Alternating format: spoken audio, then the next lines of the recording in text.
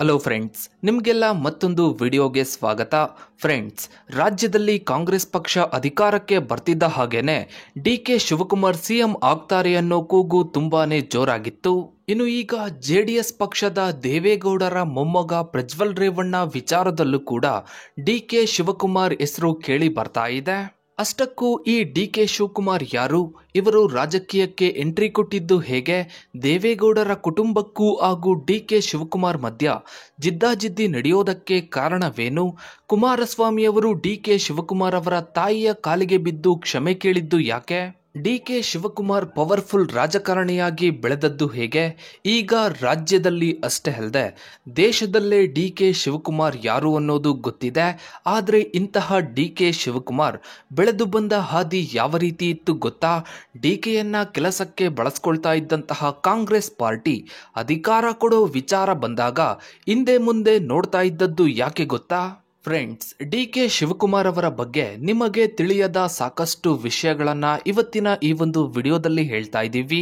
ವಿಡಿಯೋವನ್ನ ಎಲ್ಲೂ ಸ್ಕಿಪ್ ಮಾಡದೆ ಸಂಪೂರ್ಣವಾಗಿ ನೋಡಿ. ಫ್ರೆಂಡ್ಸ್, ಡಿ.ಕೆ. ಶಿವಕುಮಾರ್ ಡಿಗ್ರಿ ಓದಿದ್ದು ಬೆಂಗಳೂರಿನ ಶ್ರೀ ಜಗದ್ಗುರು ರೇಣುಕಾಚಾರ್ಯ ಕಾಲೇಜ್ನಲ್ಲಿ. ಡಿ.ಕೆ. ಓದುವಾಗ್ಲೇ ಕಾಲೇಜ್ ಟೈಮ್ನಲ್ಲೇ ಡಿ.ಕೆ. ಶಿವಕುಮಾರ್ಗೆ ಕೊತ್ವಾಲ್ ರಾಮಚಂದ್ರ ಗ್ಯಾಂಗ್ನ ಜೊತೆಗೆ ಸಂಪರ್ಕ ಇತ್ತು ಅಂತ ಹೇಳಲಾಗುತ್ತೆ. ಭೂಗತ ಪಾತಕಿಗಳ ಜೊತೆಗಿನ ಲಿಂಕ್ನ ಬಗ್ಗೆ ಈ ಹಿಂದೆ ಟಿವಿ ಮಾಧ್ಯಮದ ಒಂದು ಇಂಟರ್ವ್ಯೂನಲ್ಲಿ ಡಿ.ಕೆ. ಶಿವಕುಮಾರ್ ಇದನ್ನ ಪರೋಕ್ಷವಾಗಿ ಒಪ್ಪಿಕೊಂಡಿದ್ರು. ಇಷ್ಟೇ ಅಲ್ಲದೆ ವಿದ್ಯಾರ್ಥಿಯಾಗಿದ್ದಾಗಲೇ ರಾಜಕೀಯದ ಮೇಲೆ ಆಸಕ್ತಿ ಶುರುವಾಗುತ್ತೆ. ವಿದ್ಯಾರ್ಥಿ ಪಾಲಿಟಿಕ್ಸ್ ಮಾಡ್ತಾ ಅಬ್ಬರಿಸಿ ಬೆಳೆದ ಡಿ.ಕೆ. ಶಿವಕುಮಾರ್ ಬಳಿಕ ಅಂದಿನ ಸಾತನೂರು ವಿಧಾನಸಭಾ ಕ್ಷೇತ್ರದಿಂದ ಶಾಸಕರಾಗಿ ಆಯ್ಕೆ ಆಗಿ ವಿಧಾನಸಭೆಯನ್ನು ಕೂಡ ಪ್ರವೇಶ ಮಾಡ್ತಾರೆ. ಅದರಲ್ಲೂ ಬಂಗಾರಪ್ಪ ಸಿಎಂ ಆಗಿದ್ದಾಗ ಡಿ.ಕೆ. ಶಿವಕುಮಾರ್ಗೆ ಮಂತ್ರಿಗಿರಿಯೂ ಸಿಗುತ್ತೆ. ಬಂಗಾರಪ್ಪ ಸರ್ಕಾರದಲ್ಲಿ ಡಿ.ಕೆ. ಶಿವಕುಮಾರ್ಗೆ ಬಂದಿಖಾನೆ ಖಾತೆ ಸಿಗುತ್ತೆ. ನಂತರ ಡಿ.ಕೆ. ಶಿವಕುಮಾರ್ ರಾಜಕೀಯ ಜೀವನದಲ್ಲಿ ದೊಡ್ಡ ಬದಲಾವಣೆ ಆಗಿದ್ದು, ಡಿ.ಕೆ. ಶಿವಕುಮಾರ್ ಅಬ್ಬರ ಶುರುವಾಗಿದ್ದು ಎಲ್ಲಿ ಅಂದ್ರೆ ಎಸ್.ಎಂ. ಕೃಷ್ಣ ಸಿಎಂ ಆದಾಗ ಇವರು ಡಿ.ಕೆ. ಶಿವಕುಮಾರ್ ಪಾಲಿಗೆ ಗಾಡ್ ಫಾದರ್ ಆಗ್ತಾರೆ. ಈ ಟೈಮ್ನಲ್ಲಿ ಡಿ.ಕೆ. ಶಿವಕುಮಾರ್ ಸಹಕಾರ ಖಾತೆಯ ಮಂತ್ರಿ ಆಗ್ತಾರೆ. ಈ ಟೈಮ್ನಲ್ಲಿ ಇವರ ಅಬ್ಬರ ಯಾವ ರೀತಿ ಇತ್ತು ಅಂದ್ರೆ ಎಸ್.ಎಂ. ಕೃಷ್ಣ ಅವರ ಬಲಗೈ ಬಂಟ ಆಗಿರ್ತಾರೆ ಡಿ.ಕೆ. ಶಿವಕುಮಾರ್.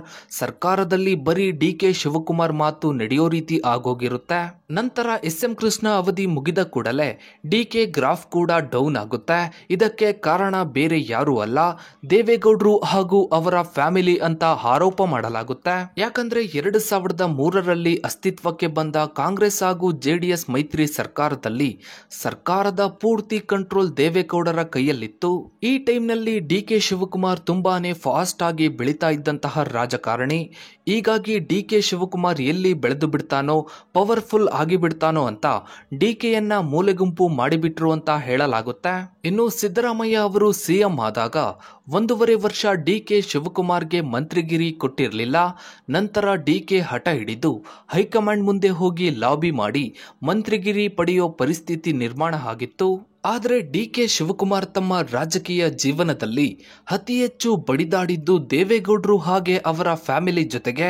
ಡಿ.ಕೆ. ಶಿವಕುಮಾರ್ ಹಾಗೆ ದೇವೇಗೌಡರ ಫ್ಯಾಮಿಲಿ ನಡುವಿನ ವೈರತ್ವ ಬಹಳ ಹಳೆಯದು. ದೇವೇಗೌಡರ ಕುಟುಂಬದ ಪ್ರಾಬಲ್ಯದ ಕನಕಪುರ, ಸಾತನೂರು, ರಾಮನಗರ ಈ ಭಾಗದಲ್ಲಿ ಡಿ.ಕೆ. ಅನ್ನೋ ಹೊಸ ಎದುರಾಳಿ ಹುಟ್ಟಿದ ಕ್ಷಣವೇ ಈ ವೈರತ್ವ ಶುರುವಾಗಿತ್ತು.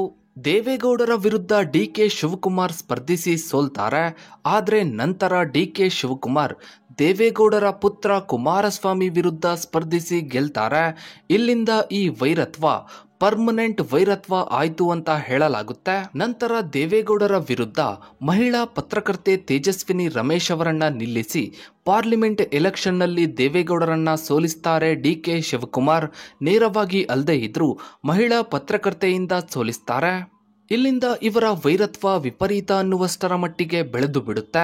ಇನ್ನು ಕುಮಾರಸ್ವಾಮಿ ಸಿಎಂ ಆಗಿದ್ದಾಗ ಡಿ.ಕೆ. ಶಿವಕುಮಾರ್ ವಿರುದ್ಧ ವಾಗ್ದಾಳಿ ಮಾಡುವ ಭರದಲ್ಲಿ ಕುಮಾರಸ್ವಾಮಿ ಡಿ.ಕೆ. ತಾಯಿಯ ಬಗ್ಗೆ ಮಾತನಾಡ್ತಾರೆ. ಆಗ ರೊಚ್ಚಿಗೆದ್ದ ಡಿ.ಕೆ. ಶಿವಕುಮಾರ್ ಬಹಿರಂಗ ವೇದಿಕೆಯಲ್ಲಿ ತಮ್ಮ ತಾಯಿಯನ್ನ ಕರ್ಕೊಂಡು ಬಂದು ಕೂರಿಸಿದ್ರು. ಈಗ ಕುಮಾರಸ್ವಾಮಿ ಬಂದು ತನ್ನ ತಾಯಿಯ ಬಗ್ಗೆ ಮಾತನಾಡ್ಲಿ ಅಂತ ಸವಾಲ್ ಹಾಕಿದ್ರು. ಇದನ್ನ ನೋಡಿ ತಬ್ಬಿಬ್ಬಾದ ಕುಮಾರಸ್ವಾಮಿ ಆ ವೇದಿಕೆಗೆ ಹೋಗಿ ಡಿ.ಕೆ. ಶಿವಕುಮಾರ್ ಅವರ ತಾಯಿಯ ಪಾದ ಮುಟ್ಟಿ ಕ್ಷಮೆ ಕೇಳಿದ್ರು. ನಂತರ ರಾಜಕೀಯದಲ್ಲಿ ಸಾಕಷ್ಟು ಬದಲಾವಣೆ ಆಯಿತು. ಕುಮಾರಸ್ವಾಮಿ 2ನೇ ಬಾರಿ ಮುಖ್ಯಮಂತ್ರಿ ಆದಾಗ ಕಾಂಗ್ರೆಸ್ ಜೊತೆಗೆ ಮೈತ್ರಿ ಮಾಡಿಕೊಂಡ್ರು. ಆಗ ಆ ಸರ್ಕಾರವನ್ನ ಕಾವಲುಗಾರನಂತೆ ಕಾಪಾಡ್ತಾ ಇದ್ದದ್ದು ಇದೇ ಡಿ.ಕೆ. ಶಿವಕುಮಾರ್. ನಂತರ ಡಿ.ಕೆ. ಶಿವಕುಮಾರ್ ಹಾಗೂ ಕುಮಾರಸ್ವಾಮಿ ದೇವಸ್ಥಾನಗಳಿಗೆ ಒಟ್ಟಿಗೆ ಹೋಗ್ತಾ ಇದ್ರು, ಒಬ್ಬರನ್ನ ಒಬ್ರು ಸಮರ್ಥನೆ ಮಾಡ್ಕೊಳ್ತಾ ಇದ್ರು. ಚನ್ನಪಟ್ಟಣದಲ್ಲಿ ಯೋಗೇಶ್ವರ್ ಅವರನ್ನ ಸೋಲಿಸೋದಕ್ಕೆ ಇಬ್ರು ಕೂಡ ಒಂದಾಗಿದ್ರು. ಇವರಿಬ್ಬರು ಇಷ್ಟೊಂದು ಕ್ಲೋಸ್ ಆಗ್ತಿದ್ದ ಹಾಗೇನೆ ಡಿ.ಕೆ. ಶಿವಕುಮಾರ್ ಯಾಕೆ ಶತ್ರುವಿನ ಜೊತೆಗೆ ಈ ರೀತಿಯ ಸ್ನೇಹವನ್ನ ಮಾಡ್ತಾ ಇದ್ದಾರೆ ಅನ್ನೋ ರೀತಿಯ ಮಾತುಗಳು ಕೂಡ ರಾಜಕೀಯ ವಲಯದಲ್ಲಿ ಶುರುವಾಗುತ್ತೆ. ಆದ್ರೆ ಸೂಕ್ಷ್ಮವಾಗಿ ನೋಡ್ತಾ ಹೋದ್ರೆ ಅಲ್ಲಿ ಡಿ.ಕೆ. ಶಿವಕುಮಾರ್ ಹುರುಳಿಸಿದ ಭಯಾನಕ ರಾಜಕೀಯ ದಾಳ ಇದ್ದದ್ದು ಗೊತ್ತಾಗುತ್ತೆ. ಡಿ.ಕೆ. ಶಿವಕುಮಾರ್ಗೆ ರಾಜಕೀಯದಲ್ಲಿ ಒಕ್ಕಲಿಗರ ಲೀಡರ್ ಆಗ್ಬೇಕು ಅನ್ನೋ ಆಸೆ ಇದೆ. ಆದ್ರೆ ಆ ಸೀಟ್ನಲ್ಲಿ ದೇವೇಗೌಡರು ಹಾಗೆ ಅವರ ಕುಟುಂಬ ತುಂಬಾನೇ ಸ್ಟ್ರಾಂಗ್ ಆಗಿ ಕೂತಿದ್ದಾರೆ. ರಾಜ್ಯದಲ್ಲಿ ಜೆಡಿಎಸ್ ಪಕ್ಷ ಸ್ಟ್ರಾಂಗ್ ಆಗಿ ಇರೋ ತನಕ ಡಿ.ಕೆ. ಶಿವಕುಮಾರ್ ಒಕ್ಕಲಿಗ ಲೀಡರ್ ಆಗೋದು ಕಷ್ಟ. ಆದ್ರೆ ಡಿ.ಕೆ. ಶಿವಕುಮಾರ್ ದುಡ್ಡಿನಲ್ಲಿ ಬಾಹುಬಲದಲ್ಲಿ ಬಹಳ ಸ್ಟ್ರಾಂಗ್ ಇದ್ರೂ ಕೂಡ ಉನ್ನತ ಸ್ಥಾನಮಾನ ಸಿಗ್ತಾ ಇಲ್ಲ. ಹೀಗಾಗಿ ದೇವೇಗೌಡರು ಕುಮಾರಸ್ವಾಮಿ ಅವರ ಜೊತೆಗೆ ಶಾಂತಿ ಸಂಧಾನ ಮಾಡಿಕೊಂಡಿದ್ದಾರೆ. ಇದೇ ಕಾರಣಕ್ಕೆ ಅವರ ಸರ್ಕಾರದ ಕಾವಲುಗಾರನಂತೆ ನಿಂತುಕೊಂಡು ಆ ಮೂಲಕ ಒಕ್ಕಲಿಗ ಸಮುದಾಯಕ್ಕೆ, ಒಕ್ಕಲಿಗ ಮಠಾಧೀಶರಿಗೆ ನೋಡಿ ನಾನೊಬ್ಬ ಒಕ್ಕಲಿಗ ಲೀಡರ್ ಇದ್ದೀನಿ ಅಂತ ಸಂದೇಶ ರವಾನೆ ಮಾಡಿದ್ದನ್ನ ಇಡೀ ರಾಜ್ಯವೇ ನೋಡಿದೆ. ನಂತರ ಅಕ್ರಮ ಆಸ್ತಿ ಸಂಪಾದನೆಗೆ ಐಟಿ ಹಾಗೂ ಇಡಿ ಕೇಸ್ ಆಗಿ ಡಿ.ಕೆ. ಶಿವಕುಮಾರ್ ತಿಹಾರ್ ಜೈಲಿಗೆ ಹೋಗ್ತಾರೆ. ನಂತರ ಜೈಲಿನಿಂದ ಹೊರಬಂದ ಬಳಿಕ ಮತ್ತೆ ತಮ್ಮ ರಾಜಕೀಯವನ್ನ ಮುಂದುವರಿಸ್ತಾರೆ. ಕೆಪಿಸಿಸಿ ಅಧ್ಯಕ್ಷ ಆಗಿ ನಂತರ ಮುಂದೊಂದು ದಿನ ರಾಜ್ಯದ ಸಿಎಂ ಆಗಬೇಕು ಅಂತ ಡಿ.ಕೆ. ಶಿವಕುಮಾರ್ ಮುನ್ನುಗ್ತಾ ಇದ್ದಾರೆ. ಚುನಾವಣೆಯಲ್ಲಿ ಗೆಲ್ಲೋದಕ್ಕೆ, ಸರ್ಕಾರ ರಚಿಸೋದಕ್ಕೆ, ಉಪಚುನಾವಣೆ ನಡೆಸೋದಕ್ಕೆ, ಪಾರ್ಟಿ ಫಂಡ್ಗೆ ಡಿ.ಕೆ. ಶಿವಕುಮಾರನ್ನ ಬೇಕಾಬಿಟ್ಟಿ ಬಳಸಿಕೊಳ್ಳುವ ಕಾಂಗ್ರೆಸ್ ಅಧಿಕಾರ ಅಂತ ಬಂದಾಗ ನಿಮ್ಮ ಬ್ಯಾಕ್ಗ್ರೌಂಡ್ ಸರಿಯಿಲ್ಲ ಹಾಗೆ ಹೀಗೆ ಅಂತ ವೆಯ್ಟ್ ಮಾಡಿಸ್ತಾ ಇದ್ರು. ಹೈಕಮಾಂಡ್ ಈ ರೀತಿ ಹೇಳ್ತಾ ಇತ್ತು ಅನ್ನೋದಕ್ಕಿಂತ ಹೆಚ್ಚಾಗಿ ಪಕ್ಷದ ಹಿತಶತ್ರುಗಳೇ ಈ ರೀತಿಯ ಪ್ರಚಾರವನ್ನ ಮಾಡ್ತಾ ಇದ್ರು.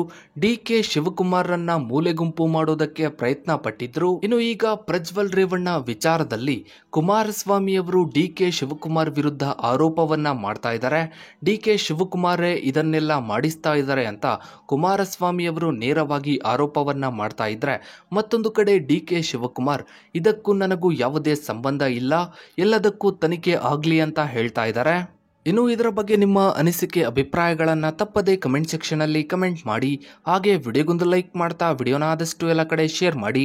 ನೀವಿನ್ನು ನಮ್ಮ ಚಾನಲ್ಗೆ ಸಬ್ಸ್ಕ್ರೈಬ್ ಆಗಿಲ್ಲ ಅಂದರೆ ಕೆಳಗಡೆ ಕಾಣೋ ಸಬ್ಸ್ಕ್ರೈಬ್ ಬಟನ್ನ ಕ್ಲಿಕ್ ಮಾಡಿ. ಹಾಗೆ ಪಕ್ಕದಲ್ಲಿ ಕಾಣೋ ಬೆಲ್ ಐಕನ್ ಕೂಡ ಕ್ಲಿಕ್ ಮಾಡಿ.